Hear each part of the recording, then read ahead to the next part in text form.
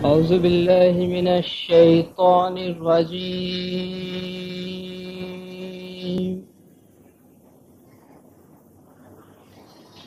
بسم الله الرحمن الرحيم.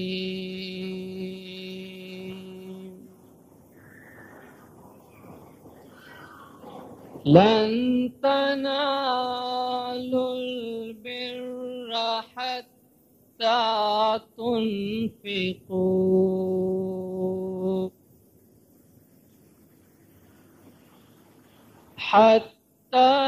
تنفقوا مما تحبون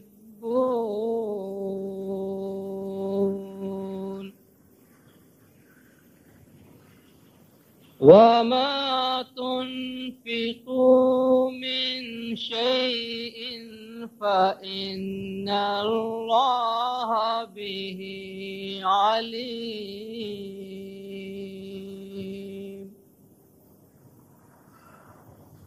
صدق الله العلي العظيم.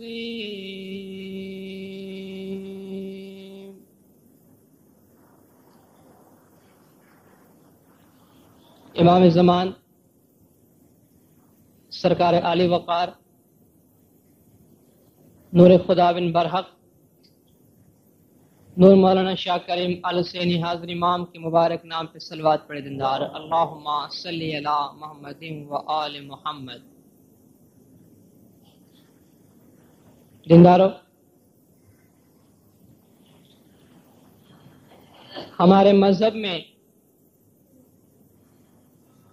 جتنے بھی کام انجام دیے جاتے ہیں ان سب کا کوئی نہ کوئی مقصد ضرور ہے.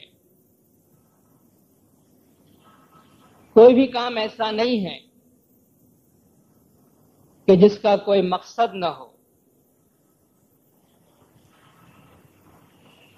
اس وقت ہم ہمارے مذہب کے جس کام کے سلسلے میں یہاں بیٹھے ہیں، یعنی ہمارا تعلق 5-12 سال کے اس مجلس کے ممبر ہونے کی حیثیت سے ہمارے مذہب کے جس عمل کے ساتھ ہے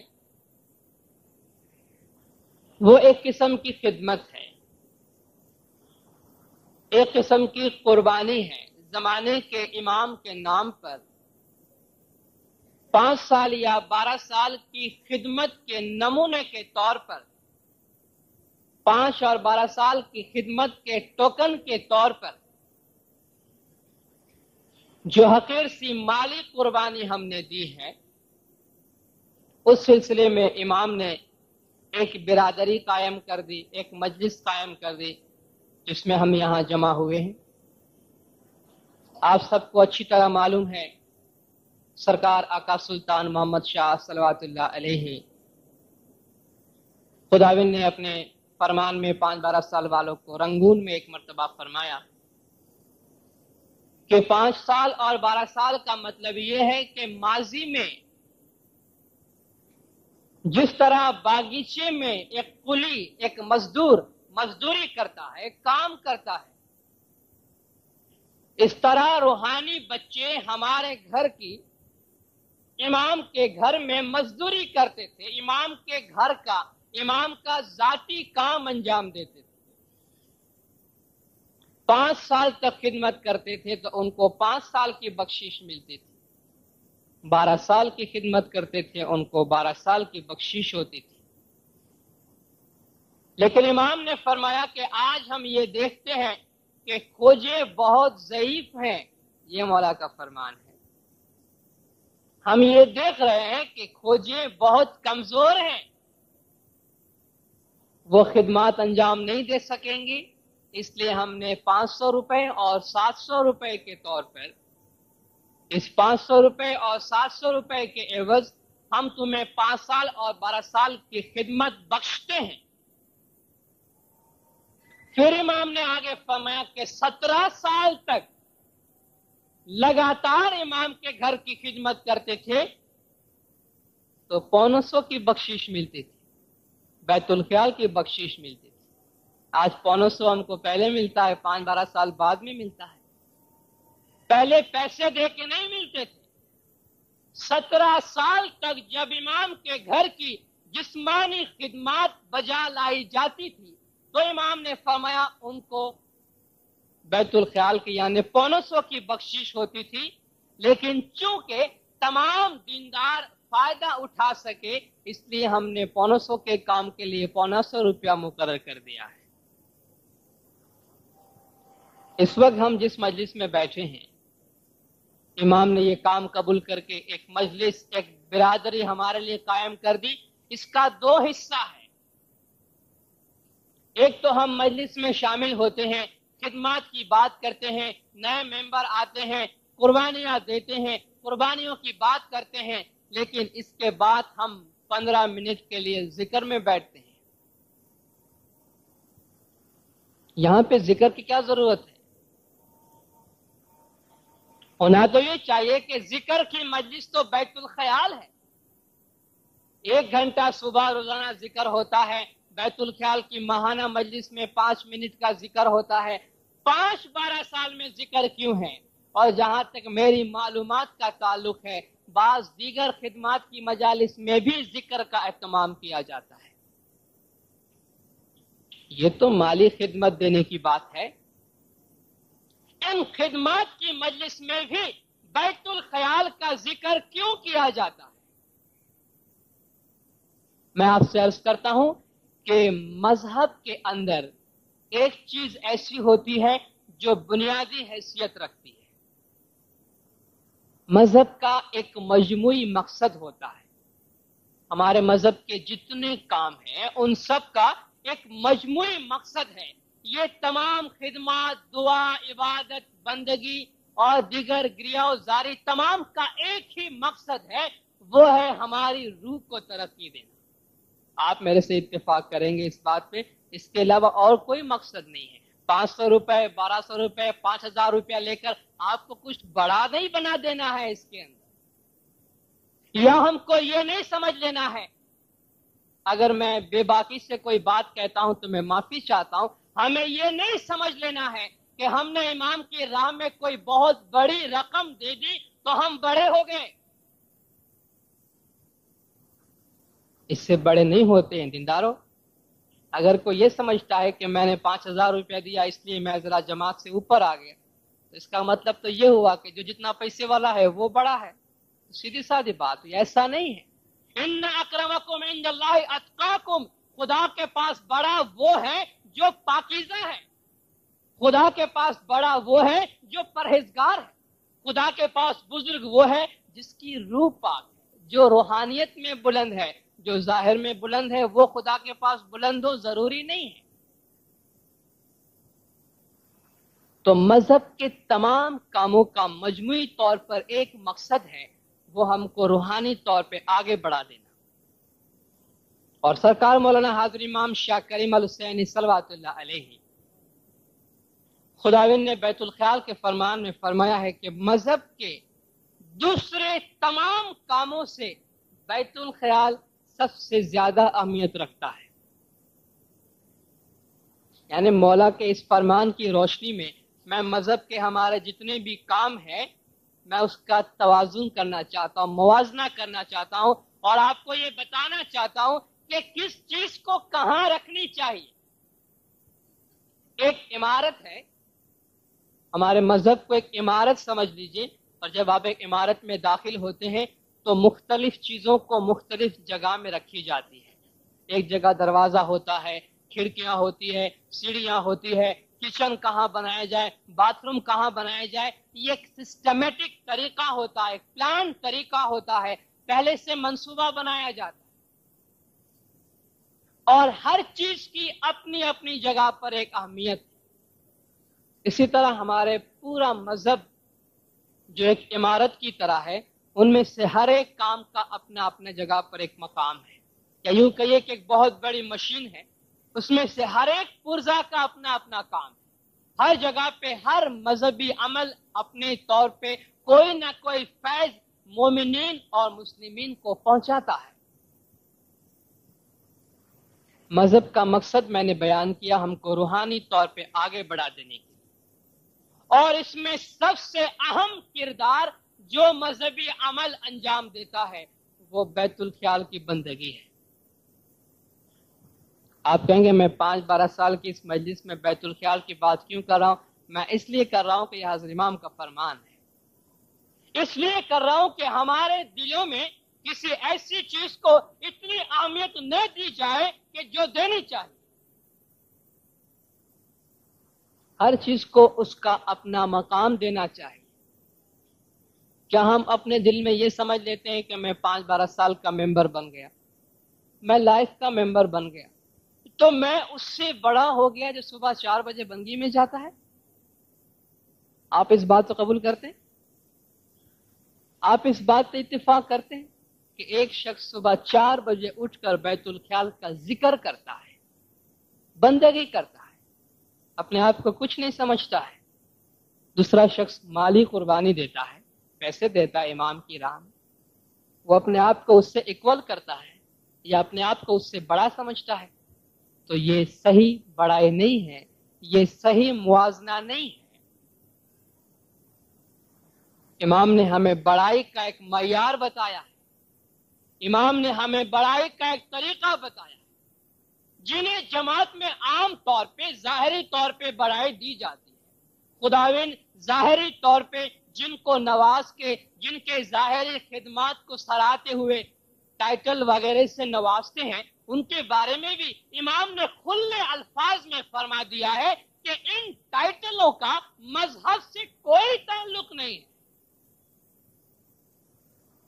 جہاں مذہب کے میدان میں، خدا کے گھر میں جہاں مساوات کا میسج دیا جاتا ہے، وہاں ان باتوں کا کوئی تعلق نہیں ہے۔ امام فرماتے ہیں کہ ہم ان کی خدمات کو سراہتے ہیں، لیکن جو ٹائٹل ان لوگوں کو دیا جاتا ہے جو برابر جماعت خانے میں آتے ہیں، جو برابر دعا گزارتے ہیں، جو برابر خدمات کرتے ہیں، اور سب سے بڑھ کر بیت الخیال کی بندگی کرتے ہیں، جو ٹائٹل ان کو ملتا ہے وہ کسی کو نہیں ملتا ہے۔ سرکار نے فرمایا کہ مذہب کا تمام کام ایک طرف ہے، بیت الخیال کی عبادت ایک طرف ہے۔ یہ ہمارے لیے سب سے اہم والی چیز، اہم ترین چیز ہمارے زندگی میں بیت الخیال کی عبادت ہے، اور اسی لیے حضرت امام کوئی کونا ایسا نہیں چھوڑتے ہیں کہ جہاں ہم ذکر سے غافل ہو جائیں۔ اس مجلس میں اس کو کیوں ڈالا گیا؟ اس لیے ڈالا گیا کہ ہم صرف یہ نہ سمجھ لیں کہ خالی یہ مالی خدمت کافی ہے ہمارے لیے۔ اگر یہ مالی خدمت، یہ مالی قربانی ہمارے لیے کافی ہو جاتی تو یہاں ان ذکر عبادت کی کوئی ضرورت نہیں ہوتی۔ آپ قرآن شریف کو اٹھائیے، ان الصلاۃ تنہی عن الفحشاء والمنکر، نماز یا دعا تم کو برائیوں سے روکتی ہے۔ یہاں بھی خدا ذکر کو ڈالتا ہے، وَلَذِکْرُ اللَّهِ اکبر، خدا کا جو ذکر ہے، خدا کے اسم کی جو ذکر ہے، وہ بہت بلند اور بہت بالا چیز ہے۔ فَإِذَا قَضَيْتُمُ الصَّلَاةَ فَاذْكُرُوا اللَّهَ قِيَامًا وَقُعُودًا وَعَلَى جُنُوبِكُمْ، جب تم دعا سے فارغ ہو جاؤ تو کھڑے، بیٹھے، لیٹے خدا کا ذکر کرو۔ یہاں بھی ذکر کی بات ڈال دی۔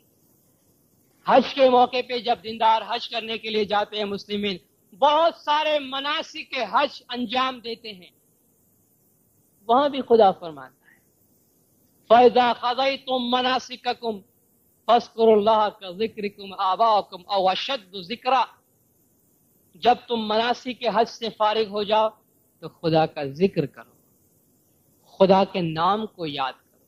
ہماری روح کی بلندی کے لیے سب سے اہم مقام بیت الخیال ہے، اور امام نے فرمایا کہ جو اپنی روح کو بھول جاتا ہے وہ دکھی ہے، وہ دکھی ہے۔ ہماری روحانیت کا ایک سیدھا راستہ ہے، صراط مستقیم کہہ لیجئے اس کو، ایک سیدھا راستہ ہے، وہ ذکر کا راستہ ہے، اور اس ذکر کے راستے میں ہمیں جتنی رکاوٹیں پیش آتی ہیں ان رکاوٹوں کو دور کرنے کے لیے مذہب کے باقی تمام کام ہوتے ہیں۔ اس میں سے ایک یہ مالی خدمت ہے.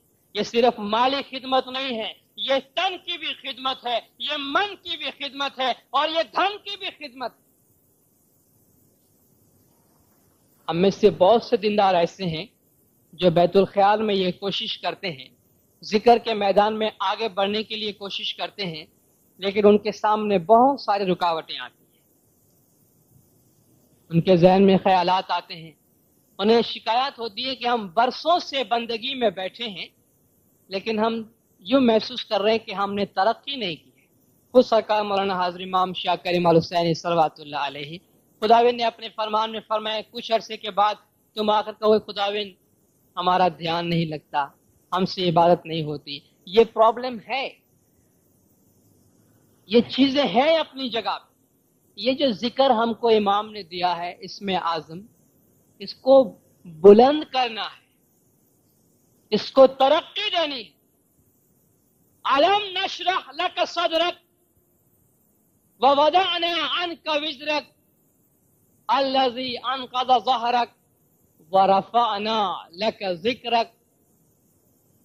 سورہ انشراح میں خداوند تعالی حضور اکرم صلی اللہ علیہ وآلہ وسلم صلوات اللہ علیہ کو فرماتے ہیں کہ اے محمد صلی اللہ علیہ وسلم کیا ہم نے آپ کے سینے کو کشادہ نہیں کر دیا؟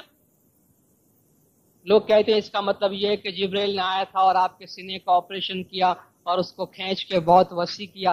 ایسی کوئی بات نہیں ہے. یہ علم و حکمت کی وسعت ہے، یہ روحانی گنان کی وسعت ہے کہ اے محمد ہم نے روحانیت سے آپ کا سینہ وسیع نہیں کر دیا.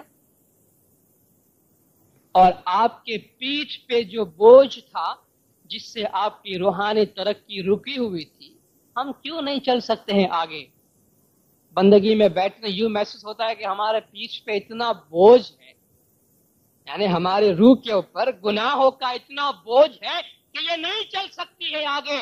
خدا فرماتا ہے کیا ہم نے تیرے پیٹھ پر سے وہ بوجھ نہیں اتار دیا کہ جس نے تیری پیٹھ کو ٹیڑھا کر رکھا تھا اور تو آگے نہیں بڑھ سک رہا تھا؟ خدا نے اپنی رحم و کرم سے وہ چیزیں اتار دی اور فرمایا وہ رفعنا لک ذکرک، اور ہم نے آپ کے لیے آپ کے ذکر کو بلند کر دیا.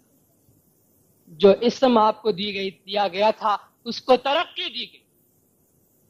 یہ ترقی کرتی ہے الیہ یصعد الکلم الطیب. جو پاک نام، جو پاک اسم مولا نے ہم کو دیا ہے وہ ترقی کرتی ہے، وہ آگے بڑھتا ہے اسم، لیکن اس کو پش کرنے کے لیے کوئی چیزیں چاہیے. ایک تو یہ کہ ہمارے سامنے جتنی رکاوٹیں ہیں اس کو ہٹائی جائے، اور دوسرا ہمارے اعمال ایسے ہو کہ ہمارے اسم کو پیچھے سے طاقت ملے، توانائی ملے کہ ہم اوپر کی طرف پرواز کر سکیں. اور وہ خدا فرماتا ہے والعمل الصالح یرفعہ، تمہارے جو اچھے اچھے اعمال ہیں وہ ان کو بلند کر دیتے ہیں. تمہارے اسم کو، تمہارے ذکر کو، تمہارے اچھے اعمال بلند کر دیتے ہیں. ہمارے عبادت میں، ہمارے ذکر میں سب سے بڑی رکاوٹ جو چیز پیش کرتی ہے وہ ہماری محبت دنیا ہے، دنیا کی محبت. ذرا بندگی میں بیٹھیں اور جو خیالات ہم کو آتے ہیں اس کو لکھیں. آپ کو معلوم ہوگا یہ سب ہمارے دنیاوی چیزیں ہیں. ہمارا گھر، ہمارا بات، ہماری دکان، ہمارے سروس، بیوی، بچے، پیسے، بزنس، یہ سارے چیزیں ہمارے سامنے آتی. کیوں آتی ہے؟ اس لیے کہ ہمارے دلوں میں اس کی محبت اس حد تک بھری ہوئی ہے کہ ہم ذکر کی طرف، روح کی طرف، امام کی طرف محبت نہیں بڑھا سکتے ہیں. اور یہ جو قربانیاں رکھی گئی ہے کہ تن، من، دھن گرنے ارپن کیجئے، یہ اس لیے ہے کہ ہمارے دلوں سے اپنے جان کی، اپنے مال کی، اپنی اولاد کی اور اپنے دنیا کی محبت کم کی جائے. جب بھی امام ہم سے طلب کرے ہم دنیا قربان کر سکے تاکہ امام کی طرف ہماری محبت بھاری ہو جائے، بول کی طرف، ذکر کی طرف ہماری محبت بھاری ہو جائے، پیسے کی طرف، دنیاوی چیزوں کی طرف ہماری محبت کم ہو جائے.